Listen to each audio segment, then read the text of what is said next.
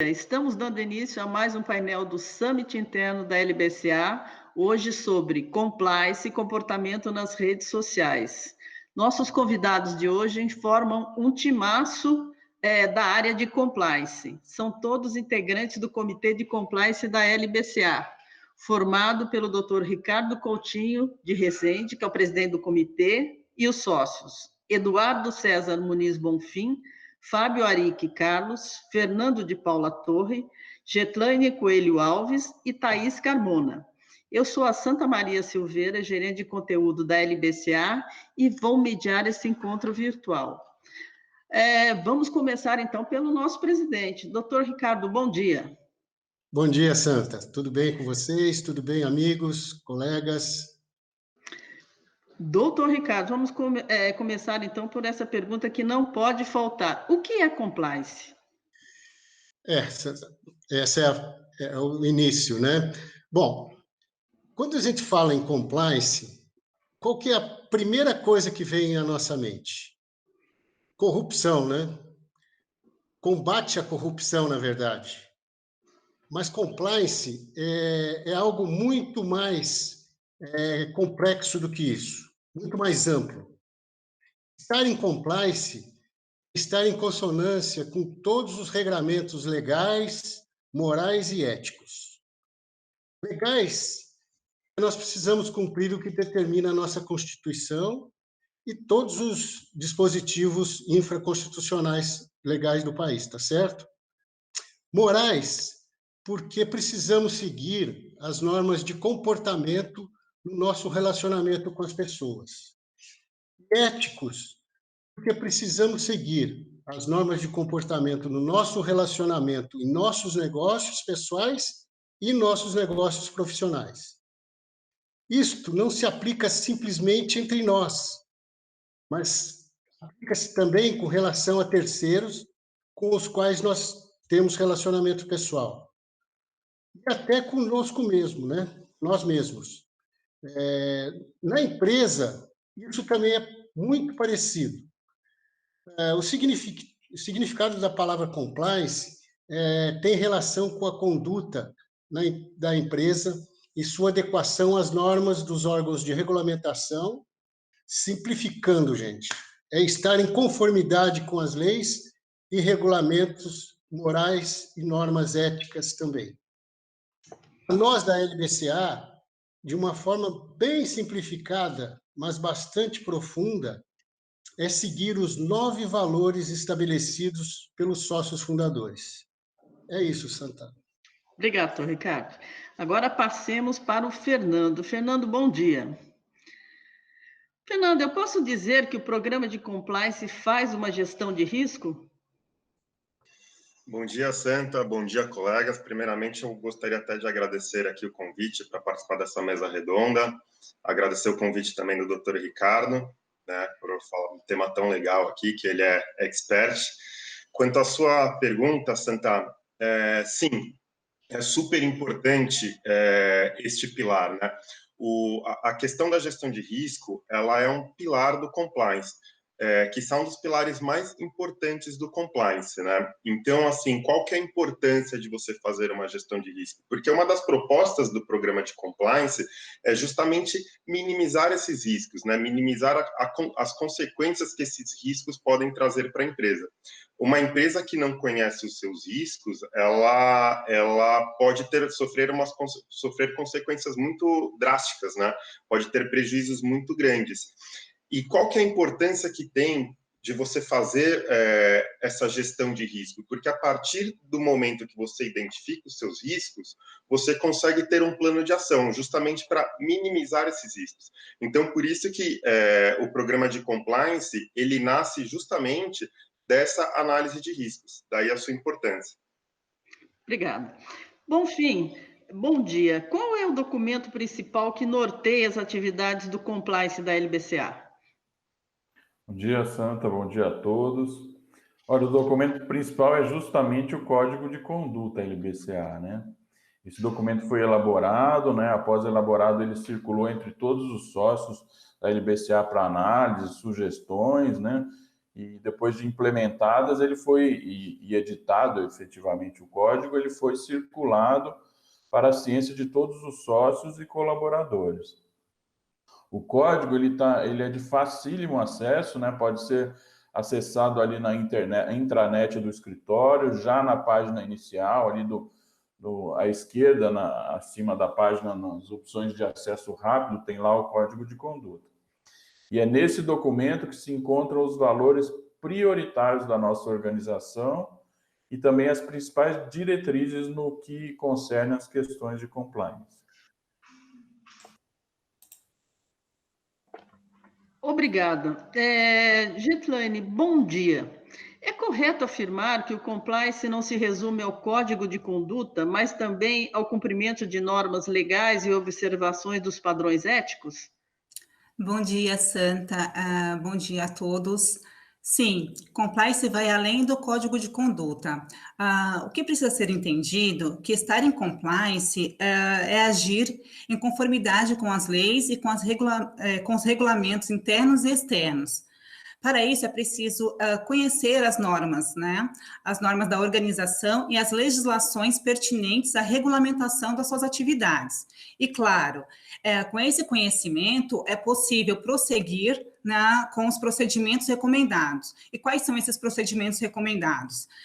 Respeitar e valorizar a ética e a idoneidade, não só da empresa, mas de todos os envolvidos, sejam sócios, clientes, empregados, fornecedores e até os prestadores de serviço.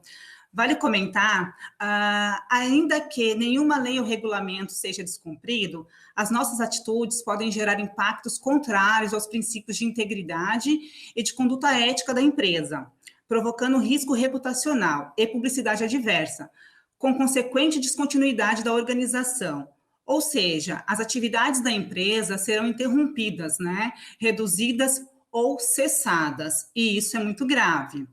É preciso que todos estejam conscientes da importância de estar em compliance. Uma organização comprometida eticamente promove comportamentos íntegros entre todos, disseminando a credibilidade.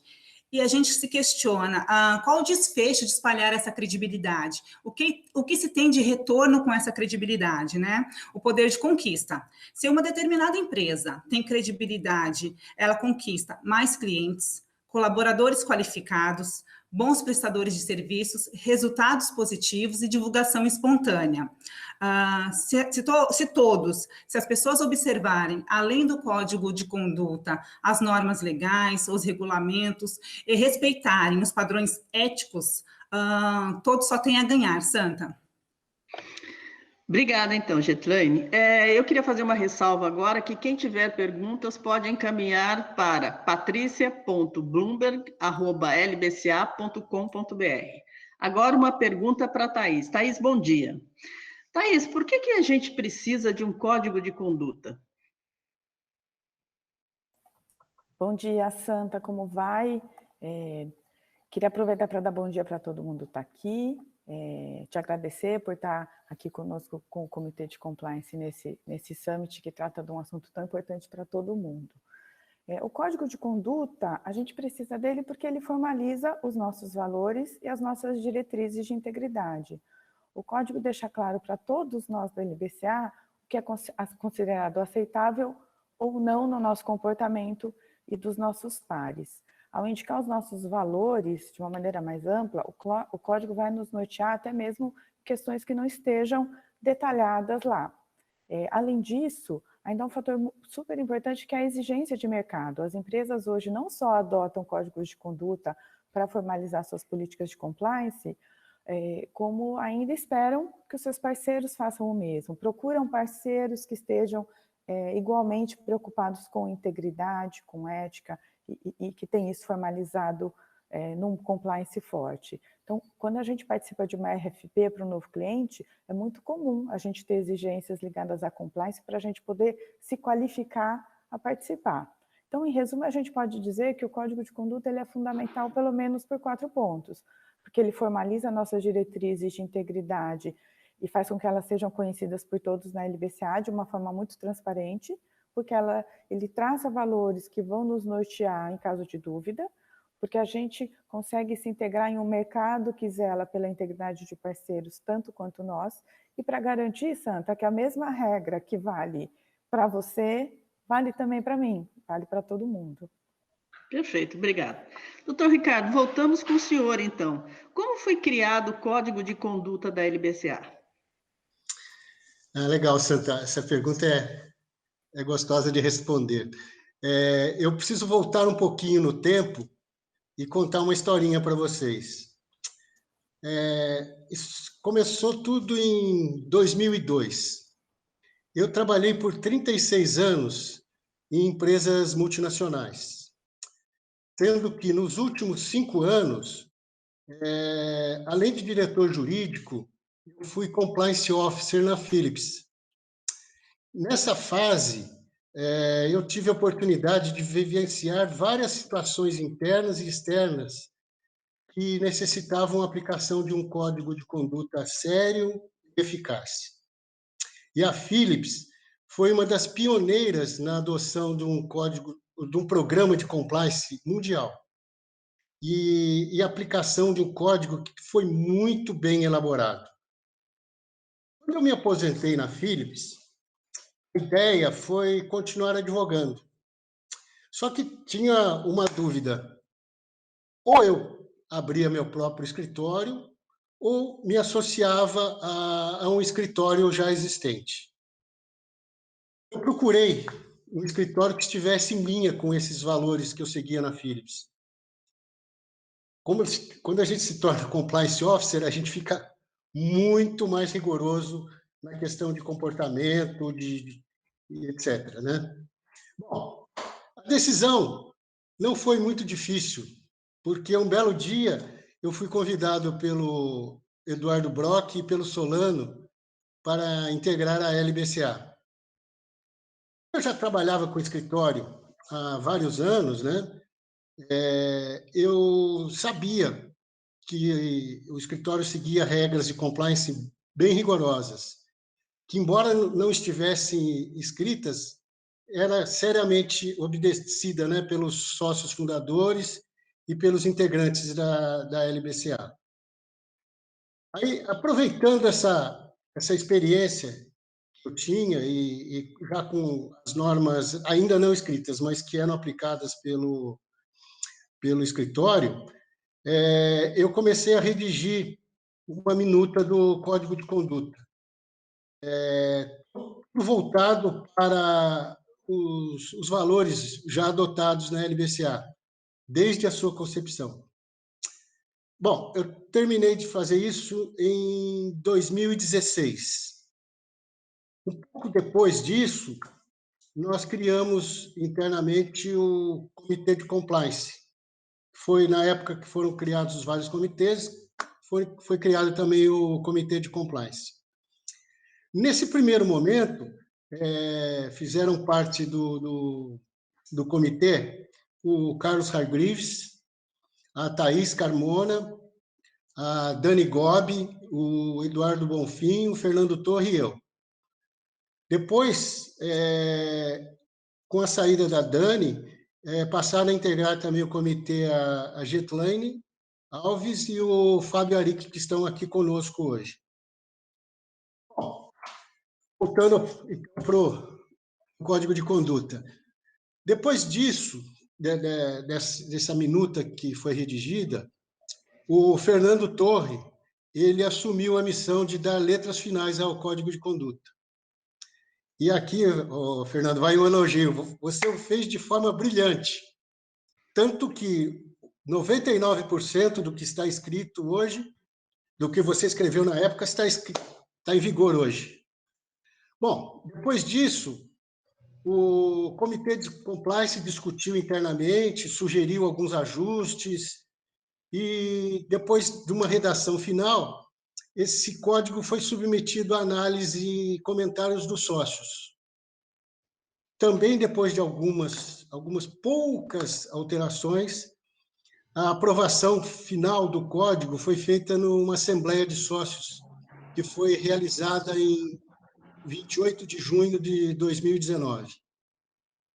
Aliás, esse mês completa 1 ano de vigência do código. Bom, gente, essa é a história do nascimento e implantação do nosso Código de Conduta. Obrigada, doutor Ricardo, pela história.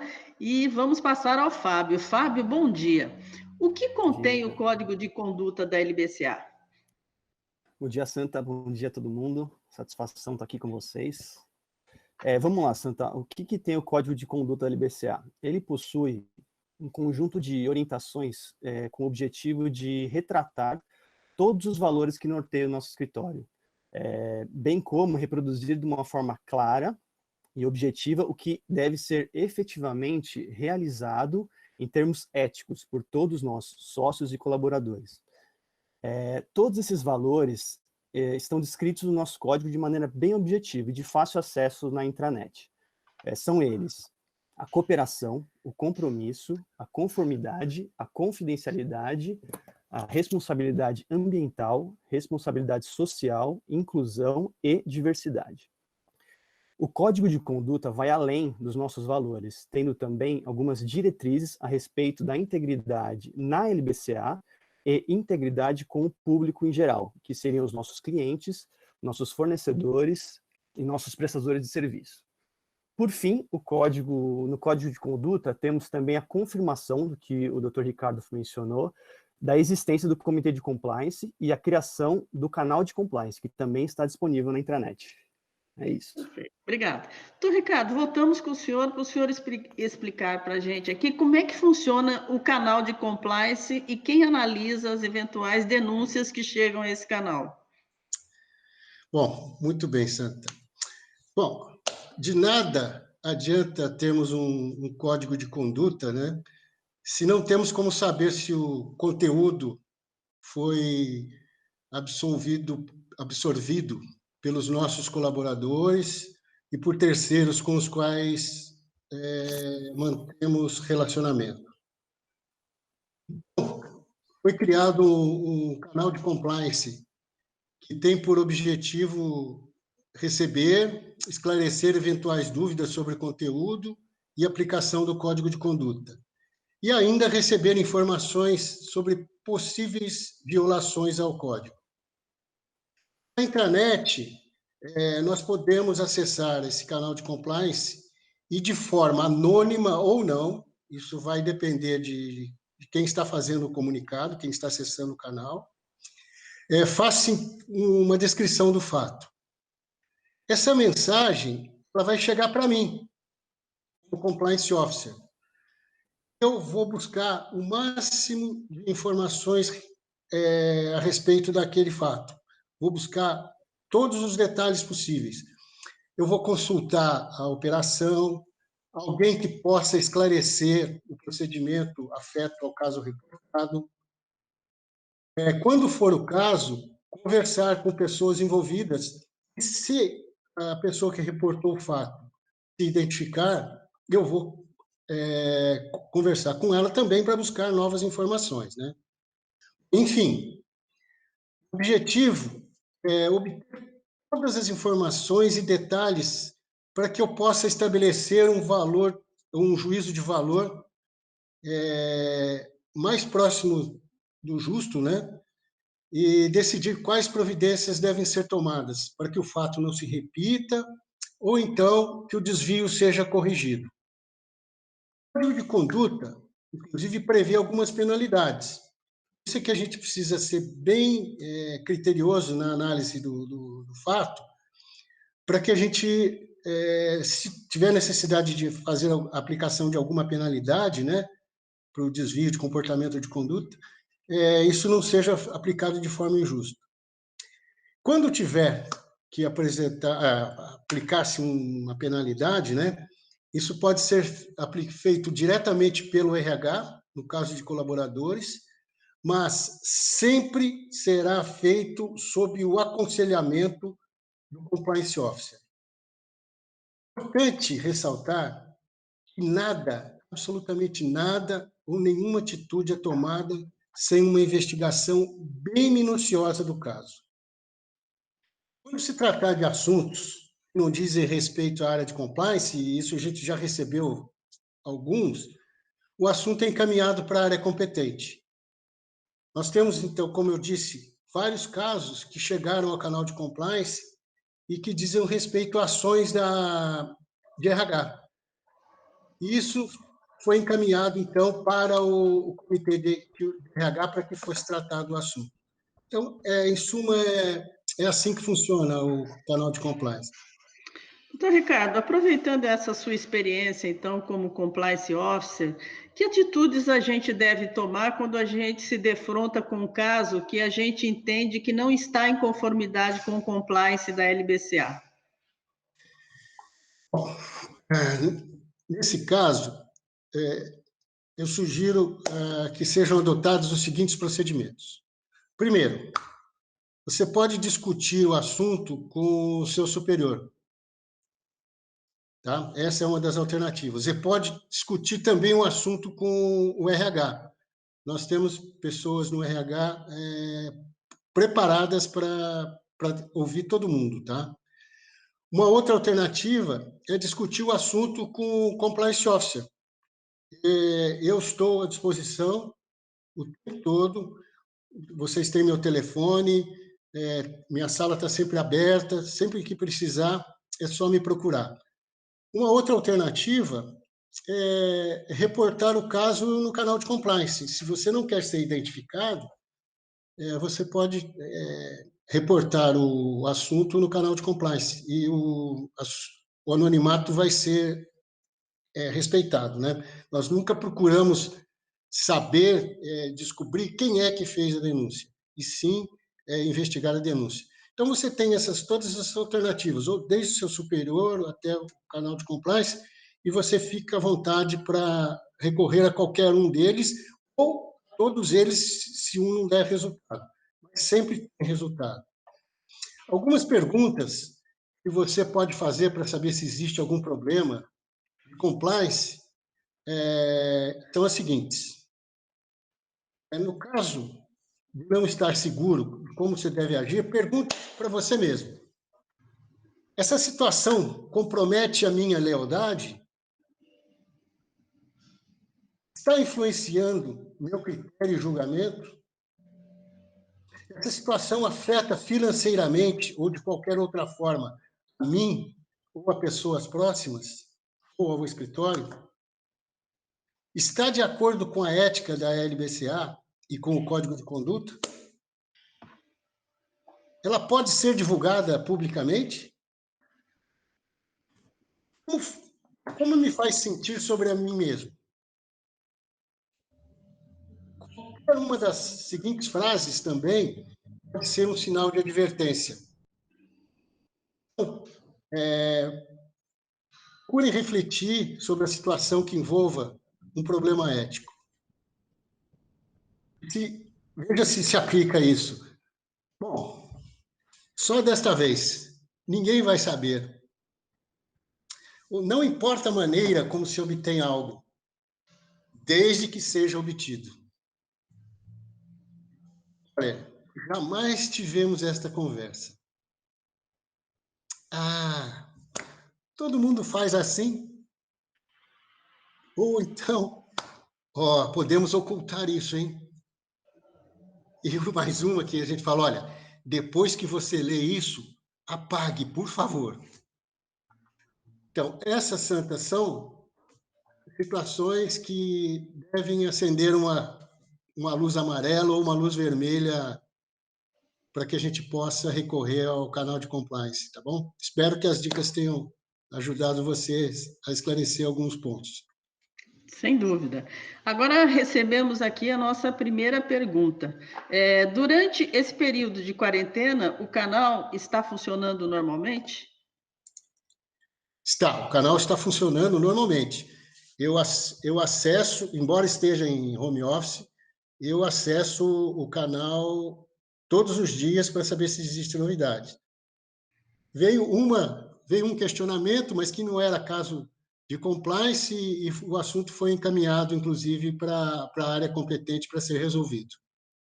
Perfeito. Getlane, agora é com você. Que pontos positivos o treinamento de compliance agrega aos profissionais da LBCA?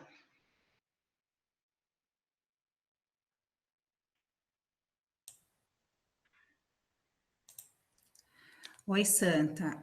Todos os pontos positivos para o desenvolvimento de uma carreira ética. O treinamento de compliance, ele está relacionado ao investimento em pessoas, processos e conscientização, né? E visa educar os profissionais acerca das leis, dos regulamentos e das políticas corporativas internas e externas pertinentes ao negócio da empresa. A missão do treinamento é disseminar a cultura da ética, das boas práticas e dos valores internos. Diferente do que muitas pessoas pensam, o debate não se restringe apenas às questões de anticorrupção, né? Inúmeros são os temas abordados no treinamento de compliance. Posso destacar alguns: imagem pessoal, assédio moral e sexual, diversidade e compliance digital. No treinamento de compliance, todos os profissionais conseguem transportar situações hipotéticas, né, utilizadas ali no treinamento para o seu cenário cotidiano. E muitos carregam, né, o que foi assimilado para a sua vida pessoal, ou seja, utilizam daquelas informações do treinamento de compliance, daquelas situações ali vivenciadas, né, situações hipotéticas, assimilam, né, e transportam para a sua vida pessoal. E aí nós podemos perguntar, qual a consequência disso, né, de eu vivenciar um treinamento, situações hipotéticas, e transportar para a minha vida pessoal, né? Além de transportar para o seu cotidiano, né, profissional, você também leva para a sua vida pessoal. A consequência disso é um profissional ético, né, e um ser humano íntegro. Então, isso faz com que as pessoas tenham uma integridade, avaliem a sua integridade, né? E isso tem uma ligação ímpar com a empresa, né? Um bom plano de compliance, com treinamentos dinâmicos, não gera impactos positivos apenas nos profissionais, mas também nos procedimentos do negócio, tornando a empresa mais organizada e mais interessante para trabalhar. Se a empresa em compliance, por um lado, contribui com o desenvolvimento ético e íntegro do seu negócio, fora dela, na vida profissional dos seus colaboradores, contribui de forma positiva para o convívio social, né, tornando cidadãos pautados na ética, na moral e bons costumes. E isso faz com que a cultura do compliance seja propagada, né? E logo temos bons profissionais no mercado, motivados, né? Motivados eticamente, fazendo uma sociedade limpa e organizada. Perfeito, obrigada. Fernanda, a partir de agora, então, vamos fazer essa interface aí entre compliance e redes sociais. As nossas postagens nas redes sociais podem ter um impacto sobre o escritório e a empresa que trabalhamos? Você poderia explicar isso como acontece? Claro, Santa. Seguinte, as nossas redes sociais hoje, elas ganham cada vez mais relevância na nossa vida, né? As redes sociais, elas são um espelho da nossa vida. Nas nossas redes sociais, nós vinculamos os nossos parentes, né? Nós nos vinculamos com os nossos parentes, com as pessoas com que nos relacionamos, também colocamos informações acerca do local que moramos e também do local que estudamos e do local que trabalhamos. Então, essa vinculação, ela acaba sendo indissociável, né? A gente acaba tendo uma vinculação com a nossa instituição de ensino, com o nosso trabalho, com os nossos familiares. E aí, para responder essa pergunta, eu gosto sempre de dar um exemplo que, assim, ele foi bem marcante para mim. E aconteceu ano passado e eu acompanhei. Eu uso muito o Twitter, e isso aconteceu no Twitter e me chamou muita atenção. Ano passado, teve aquela polêmica da Bienal do Livro, né, em que houve aquela situação daquele HQ que tinha um beijo gay, e uma pessoa que teve acesso àquela notícia fez um comentário homofóbico acerca daquela situação. E aí um jornalista conhecido viu aquele post, ele printou aquele post e publicou nas suas próprias redes sociais, marcando a empresa que essa pessoa que tinha feito o comentário homofóbico trabalhava. E isso daí deu uma baita repercussão e acabou vinculando, inclusive, a empresa. E aí, o que aconteceu? A empresa acabou demitindo esta pessoa por conta deste comentário homofóbico. E aí aquela questão, né? Foi uma ação de um funcionário da empresa, num ambiente externo, fora da empresa, só que, de outro lado, essa empresa ela tinha um código de conduta, e essa conduta desse funcionário, embora tenha sido feita num ambiente externo, ela foi contra o código de conduta da empresa. Né? Foi uma questão que violou esses preceitos, né? Os valores da empresa, os princípios da empresa, a visão da empresa. E essa pessoa acabou sendo desligada. Então, esse exemplo, eu acho que ele ilustra bem a pergunta que você fez, e a resposta, sim, tem uma vinculação, e o que você posta nas suas redes sociais, isso pode ter um reflexo na sua vida profissional. E aí a recomendação que a gente passa, sem, claro, ter muita interferência, é que você tenha uma conduta nas redes sociais que seja um espelho daquela conduta que você tem presencialmente, né? Que é uma conduta responsável, uma conduta ética, que você use as suas redes sociais de forma comedida. Então, é essa recomendação este é o exemplo que eu costumo dar e esta recomendação que eu costumo dar para o uso comedido nas redes sociais, uso comedido e responsável nas redes sociais. Obrigada. Thaís, você que é diretora da área de trabalhista, explica para a gente como é que as redes sociais podem expor e colocar em risco nossa carreira profissional. Santa, o Fernando já colocou muito bem que a gente sofre esse reflexo, então realmente a gente se expõe como pessoa e naturalmente como profissional. É importante a gente enxergar que a gente deixou de viver em um mundo em que carreira e vida pessoal andavam absolutamente separadas. Isso não existe mais, né? Antes ou eram muito separados ou eram ao menos muito, muito distantes. Hoje, vida pessoal e profissional não são mais caixinhas que a gente abre e fecha em determinados dias e horários e para viver vidas totalmente separadas. A gente hoje tem mídias sociais e uma alta velocidade de compartilhamento de conteúdo. Essa separação tem um novo contorno. O que a gente faz na nossa vida pessoal afeta a nossa imagem e a nossa reputação, que é a maneira como as pessoas estão nos vendo. Você pode até usar o LinkedIn estritamente para contatos profissionais, mas dificilmente você vai ter no seu Facebook ou no seu Instagram só contatos pessoais muito próximos. A gente acaba fazendo uma mistura de pessoas nas nossas redes sociais. E tudo bem, né? E tudo bem, a gente se relaciona com pessoas na nossa vida profissional. Não tem o menor problema. A questão é que a gente tem que ter consciência de que a gente está com um novo contorno e que a gente não tem uma segmentação. Então, a gente passa a ser uma pessoa só, como a gente de fato é. Pela rede social, os nossos amigos sabem quando nós somos promovidos, quando nós temos sucesso num projeto profissional, quando a gente faz uma mudança de carreira, da mesma maneira que o nosso networking profissional, pela rede social, muitas vezes também vai conhecer nossa família, vão aí acompanhar nossos momentos de lazer, nossas posições políticas, nossas posições religiosas, está tudo acessível na rede. E a gente não tem que deixar de se posicionar com isso, a gente tem que, de novo, ter consciência do que acontece, né? Por exemplo, a gente também expõe críticas que a gente faz ao nosso trabalho, uma crítica a um cliente, uma postagem mais sensível e mais polêmica, né? Vou trazer alguns exemplos. Eu também, como o Fernando, tenho usado muito o Twitter. Eu vou dar um exemplo que não tem um caráter sem nenhuma relação com carreira, mas que faz a gente entender o cenário que a gente está. A gente tem aí, há pouco mais de um mês no Twitter, uma conta que chama Sleep Giants Brasil. O Sleep Giants é um projeto, eles monitoram, eles aceitam denúncias e tal, eles monitoram no YouTube contas que têm conteúdo de fake news, discriminatório, enfim, principalmente contas com fake news. Então, eu tenho lá, por exemplo, um jornal que é conhecido por disseminar fake news. Essas contas, elas são monetizadas nas redes sociais, no YouTube, no Facebook, o próprio site delas, pela publicidade paga de outras empresas.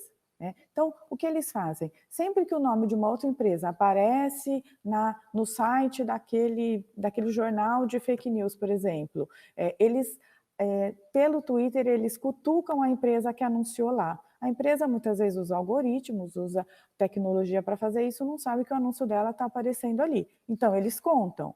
E aí, o que a empresa faz quando eles chamam a atenção pela rede social? Olha, empresa X, o seu produto é excelente, a gente adora, mas você sabia que você está anunciando num jornal que propaga fake news? Todas as empresas que estão sendo cutucadas por esse projeto estão tirando, estão dando um jeito, mesmo que seja uma coisa randômica, mesmo que seja uma coisa automática, estão dando uma maneira de tirar os anúncios dali. Isso gera uma desmonetização desse jornal. O que isso tem a ver com o nosso assunto? É a preocupação que as empresas têm a não serem associadas a um conteúdo de algo que elas não acreditam ou algo que elas se posicionam contra. A gente está vendo na última semana, também nas redes sociais, um forte movimento antirracismo por conta do que aconteceu nos Estados Unidos, do assassinato do George Floyd, e a gente também está vendo empresas tomando posição, né, como enxergam essa questão. Então, as empresas estão olhando com cuidado ao que elas querem se associar ou não. Agora, vamos trazer isso para a questão de carreira. Você me fez essa pergunta, inclusive como sócia trabalhista. A gente tem vários exemplos. Agora mesmo, na pandemia, a gente está vendo blogueiras perdendo patrocínios importantes, pessoas que vivem da exposição na mídia social, perdendo patrocinadores, porque fizeram postagens que menosprezavam o isolamento, o efeito da pandemia, e uma determinada empresa não quer ser identificada com aquilo. Existe um descolamento entre o que a empresa acredita e o que aquela blogueira está postando lá. É lógico que isso afeta a carreira dela. A pessoa vive disso e está perdendo o patrocínio, né? A gente tem aí alguns exemplos que, se a gente puxar pela memória, na época ficaram bem conhecidos, né? Os torcedores brasileiros na Copa do Mundo que publicaram vídeos assediando mulheres estrangeiras de uma maneira muito machista. Aquilo, para muitos, pareceu uma brincadeira. Os envolvidos depois tentaram se retratar, realmente descrevendo como o incidente como uma brincadeira imprudente, mas na verdade foi um conteúdo muito, muito machista. E todas as pessoas do vídeo eram profissionais, alguns com carreiras muito bem-sucedidas, todos tiveram impacto negativo na carreira, foram desligados, perderam clientes, né?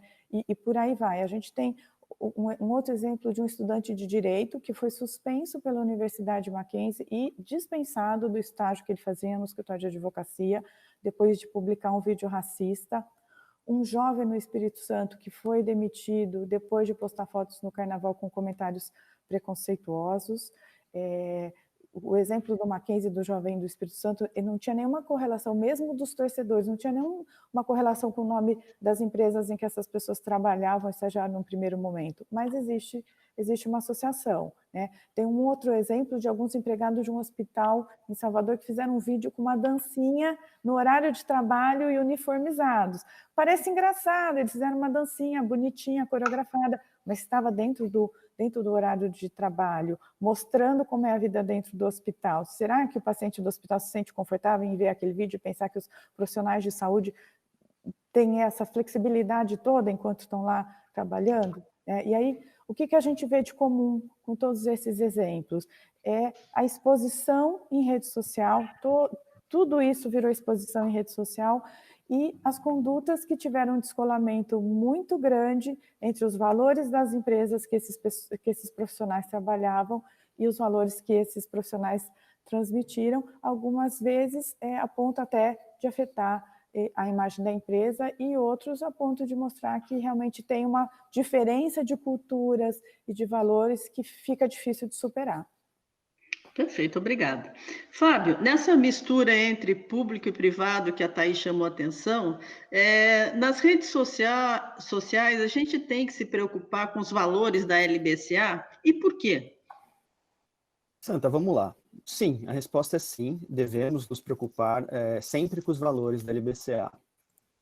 Usando as redes sociais de maneira adequada, respeitando os valores da LBCA, automaticamente reforçamos toda a nossa missão, os nossos valores e as nossas normas de conduta. Assim, qualquer comportamento dos nossos colaboradores nas redes sociais, principalmente nas redes sociais para assuntos profissionais, como o exemplo LinkedIn, que a Thaís mencionou agora, devemos refletir nossos valores, em especial a postura profissional do dia a dia do nosso trabalho. Por outro lado, o mau uso das redes sociais, ou seja, uma exposição negativa da imagem, tanto do colaborador como do escritório, o vazamento de algum dado ou informação confidencial devido à natureza do nosso trabalho com o cliente, podem sim expor negativamente os colaboradores, os nossos clientes e colocar em risco a própria reputação da LBCA, ocasionando até um comprometimento dos relacionamentos existentes entre as partes. Obrigada. Bonfim, e que tipo de prejuízos podemos ter com interações mais críticas que tivemos nas redes sociais, como já temos visto vários exemplos aí, principalmente quando o assunto é política? Santa, nessa questão aí, acho que uma confusão que às vezes a gente faz, até inconscientemente, é que o tom informal das redes sociais, né, às vezes a gente é levado a crer que a gente está conversando com amigos próximos, numa conversa privada. E não é bem isso, né? Tem diferenças, né? As interações que a gente faz nas redes sociais, elas ficam registradas lá, né? E a gente perde o controle de quem e em que oportunidade, em que contexto irá acessar essas interações, né? Então, é bom cada um pensar em algumas estratégias de etiqueta, né, nas interações da rede social. É sempre de bom tom essa etiqueta. Tem muito material aí na internet que cada um pode verificar acerca de etiqueta nas redes sociais, né, meditar um pouco sobre as próprias posturas. Mas indo diretamente ao ponto da pergunta, eu acho que manifestações mais críticas, mais acaloradas nas redes sociais, do histórico aí a gente tem visto que tem gerado atrito, né? Por exemplo, um exemplo recente aí, as últimas eleições. Poxa, várias famílias, amigos se separaram, assim dizendo, pelo menos virtualmente, por conta de diferenças políticas que ficavam num embate grande ali, né? Então, seja lá o tom que você deseja adotar ou queira adotar nas suas interações sociais, é importante que isso seja uma escolha consciente. Que você esteja ciente de quais são os objetivos que você busca com aquela interação e também das possíveis consequências, né? Acho que a gente pode pensar nessas interações em rede social como sementes, por exemplo, né? O que vai nascer dessa semente que eu estou plantando aqui, né? Esse aqui é o foro adequado, ou seja, é o solo adequado para eu plantar essa semente, para eu expor esse sentimento, essa minha opinião, aqui mesmo, é desta forma, né? Uma vez que as posições que a gente coloca na rede social, elas tendem a falar por si mesmo, né? Tomam uma vida própria. Então, uma opinião menos feliz, por exemplo, se for tomada fora do contexto, pode gerar rótulos, pode gerar desunião, né? E a gente, como advogado, sócio, colaborador da LBCA, talvez o nosso objetivo seja agregar, contatar pessoas, gerar negócios e não gerar dissidências, né? E, por exemplo, vou dar um exemplo hipotético aqui. Vamos supor que eu utilize um serviço ou uma mercadoria de um cliente que eu atendo no escritório. E eu tenha tido, porque isso acontece, tenha tido uma experiência menos feliz com esse produto ou serviço.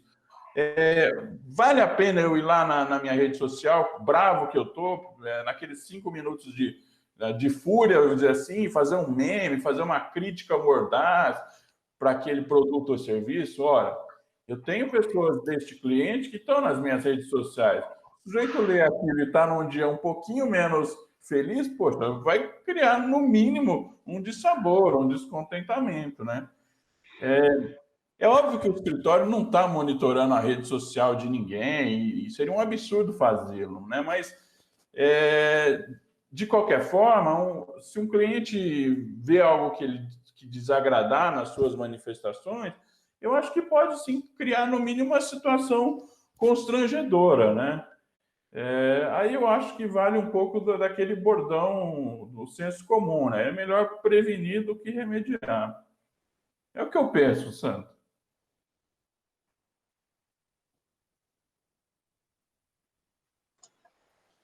Acho que o microfone, Santa. Exato. O que eu queria saber agora é uma pergunta que chegou aqui do Caio Cantoni, que diz o seguinte: em caso de violação do Código de Conduta, como é que isso é apurado? É criada um júri, uma banca julgadora para analisar o caso? Bom, como eu havia dito, para evitar, inclusive, vamos dizer, uma quebra de sigilo, alguma coisa, eu próprio investigo, consulto as pessoas, vou buscar detalhes do fato, e se restou alguma dúvida, eu discuto o caso com o Carlos Hargreaves, que é o CEO do escritório. Tá? E juntos nós vamos concluir por adotar alguma providência ou não. Se existir alguma coisa muito complexa, ainda sem identificar as pessoas, nós podemos discutir isso dentro do comitê de compliance, para que nenhuma injustiça seja cometida. Principalmente se for para aplicar alguma penalidade muito grave. Nunca, então, isso é tomado uma decisão unilateral. A gente sempre procura buscar o maior amparo possível para que não cometer nenhuma injustiça na investigação, tá bom? Perfeito. Thaís, por mais difícil que seja, então, separar o que é privado e o que é público, como eu posso colocar na rede social as devidas caixinhas? O que é assunto pessoal, o que é assunto profissional? Bom, Santa, como eu já falei, a caixinha não existe mais. Ela, digamos assim, ela é bem fraquinha, é uma caixinha de um papel bem fininho. Eu acho que o Bonfim acabou quando ele falou dos resultados, né, o que a gente colhe daquilo que a gente planta nas redes sociais, ele já deu um bom caminho. Mas a resposta, no final das contas, é muito simples. Você tem que separar como você acha melhor, como você se sente confortável, porque as redes são suas. Se a pessoa se faz essa pergunta, ela já tem meio caminho andado para achar a resposta. A questão é realmente uma reflexão dentro daquilo que o Bonfim já compartilhou para a gente de uma maneira excelente. Aquilo que a gente planta, a gente vai colher. Para trazer alguns elementos, eu vou te falar o que eu faço com as minhas. E por quê? Eu utilizo o LinkedIn como a minha principal rede profissional. Acredito que a maioria das pessoas que usam o LinkedIn façam isso. Então, lá eu aceito todos os convites de qualquer pessoa, conhecendo ou não. Aliás, lá é onde a gente tem pessoas, na maioria, que a gente não conhece, e concentro os meus contatos profissionais. Tenho poucos contatos de relacionamento pessoal muito próximo, mas também não deixo de ter amigos pessoais como contato lá, até porque a gente não sabe quando uma oportunidade de negócio, uma troca de experiência, vem de um contato pessoal. Mas eu uso essa rede realmente para assuntos profissionais e eu não faço postagens de cunho pessoal e nem uso para matar a saudade do amigo de infância, procurar um amigo lá e falar: ai, que saudade de você, lembra quando a gente roubava a manga do quintal da vizinha? Não.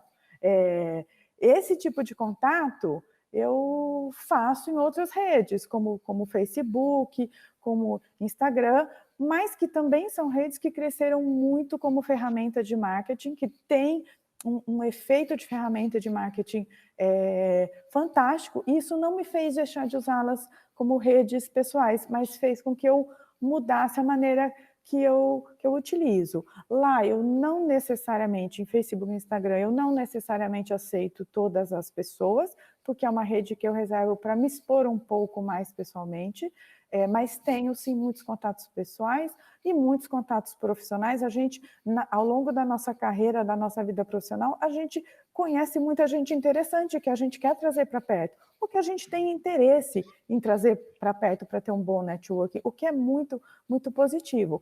Mas aí eu tenho um pouco mais de cuidado na hora de escolher o que eu posto. Eu não vou poder colocar coisas que eu não quero expor. Eu não vou brigar com o fornecedor de um produto lá. Eu não vou ficar entrando em discussões políticas ali, porque eu não quero me expor, porque eu pessoalmente cheguei à conclusão que disso a gente acaba embora eu tenha minhas posições políticas muito claras, acho que eu ficar discutindo ali não necessariamente vai me agregar alguma coisa, mas me sinto mais confortável para publicações pessoais. Publico o que eu tiver que publicar sobre direito, sobre diversidade, que são temas valiosos para mim, mas também posso, numa boa, falar com um amigo que roubava manga comigo, mandar feliz aniversário para a professora do colegial, foto da família, do encontro com os amigos, sem nenhum problema. Isso tudo faz parte do que eu sou, é uma rede mais pessoal, eu continuo colocando, mas sempre olhando como o Bonfim falou, sempre pensando que a semente que eu estou plantando ali, quando eu faço uma publicação, ela pode ter um fruto e ele pode sair do meu controle. Então, eu tomo um pouco mais de cuidado. Não é de jeito nenhum, de novo, um manual para o que as pessoas devem fazer. Estou compartilhando uma experiência que eu acredito bastante na troca, mas eu acho que é um exercício de cada um, entender seus valores e definir o quanto e como separar. Perfeito, obrigada. Fernando, além das fake news, que assuntos a gente deve evitar nas redes sociais? Bom, Santa, eu acho que é muito em linha do que a Thaís já mencionou, né? Assim, o que eu utilizo para a minha vida é aquela velha máxima que a nossa liberdade, ela termina quando começa a liberdade do outro, né? Então, eu acho que a gente tem que ter isso como norte para acabar não prejudicando a outra pessoa. Então, assim, as redes sociais, elas têm um potencial incrível, né? Como a gente já falou aqui. E eu acho que a gente tem que usar, assim, todos os mecanismos da rede social. Ela pode ser uma fonte de conhecimento para a gente, ela pode ser uma fonte incrível de network para a gente, de prospecção de novos negócios, de novos clientes, de conhecimentos. Eu mesmo utilizo muito as redes sociais para ter inspirações, para ver o que as outras pessoas estão fazendo, o que eu posso agregar à minha vida pessoal, à minha vida profissional, e assim, eu já tive ótimas ideias por conta disso daí.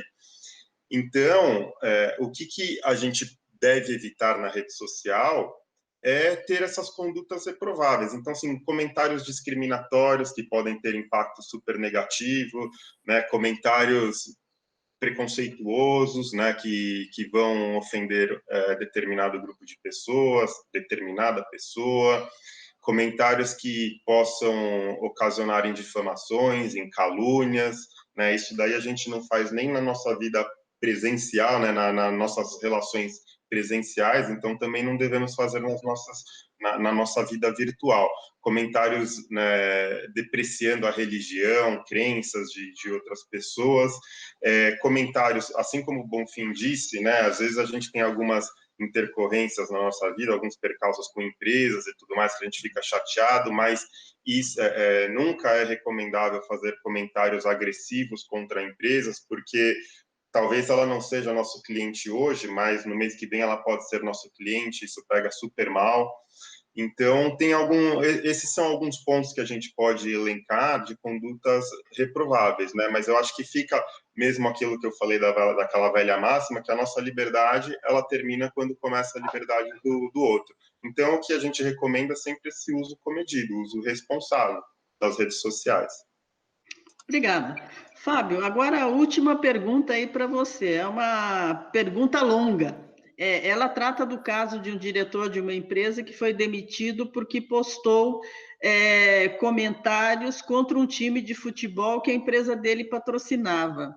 Então, pegando isso como exemplo, qual a conduta esperada de sócios e colaboradores da LBCA nas redes sociais? Santa, ótimo exemplo, bem lembrado esse fato. Mas antes de eu responder essa pergunta, eu gostaria de comunicar a todo mundo, todos os colaboradores, sócios, de que a LBCA respeita e muito o direito à informação, a liberdade de expressão, e jamais fará qualquer tipo de censura ou irá atrás do que foi postado, enfim. Mas existe sim algumas regras de conduta de esperado, o que a gente espera dos sócios, né? Que inicialmente é o bom senso para tudo, gente. Rede social está aí, todo mundo usa, ela existe como uma ferramenta de trabalho, de comunicação, enfim. Eu já trabalho há mais de 10 anos nessa parte de contencioso, então tenho um pouco de experiência no sentido de algumas situações que a gente pode evitar, enfim. Mas voltando à sua pergunta, o que a gente espera dos sócios e colaboradores, além do bom senso, é respeitar sempre os valores e o código de conduta da LBCA. O que seria isso? Utilize as redes sociais de maneira responsável.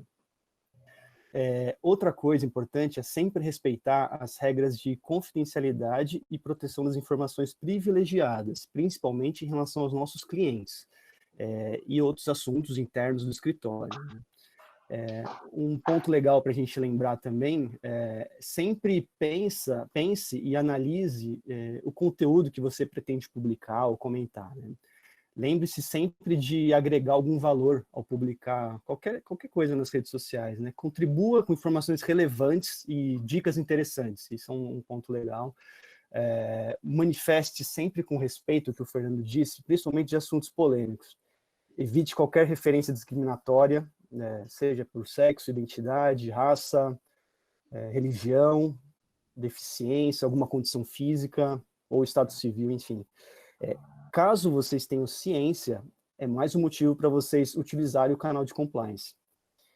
Outro ponto que vale a pena a gente lembrar sempre é que a gente tem que se certificar sobre a veracidade das informações antes de sair compartilhando ou expressar qualquer opinião sobre o tema. E, por fim, a gente tem que lembrar que não devemos usar as redes sociais para fazer desabafos por questões profissionais, principalmente ligados ao escritório, né? Para isso, a gente conta com o RH, todo o suporte da equipe do RH e até mesmo o canal de compliance, como o Dr. Ricardo mencionou agora há pouco. Eu acho que é isso, Santa. É um pincelado de tudo. Bom, eu quero agradecer aqui, então, em nome da LBCA, a participação de todos os nossos convidados, a participação de todos que nos acompanharam até aqui e lembrar que o comitê irá responder as perguntas que ficaram pendentes, que não foram para o ar, ok? Então, muito obrigada e até a próxima live.